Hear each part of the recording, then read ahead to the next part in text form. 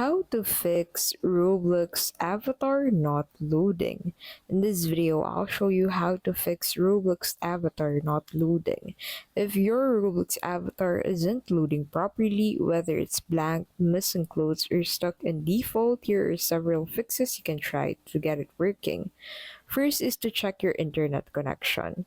So a slow or unstable connection can prevent avatars from loading. Try switching to a different network or restarting your router. Second is through restarting Roblox. So close the app or browser completely and then reopen Roblox and then check your avatar again.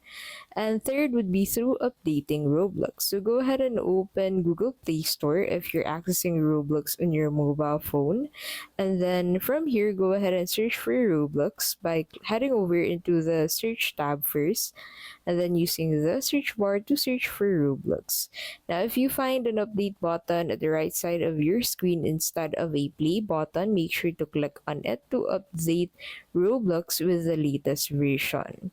Outdated versions can cause avatar loading issues. And lastly, disable layered clothing. So head over into the avatar tab on Roblox and then go ahead and try disabling layered clothing on your avatar settings. Some outfits may not load due to layered clothing conflicts. And that is how you can basically fix Roblox avatar not loading.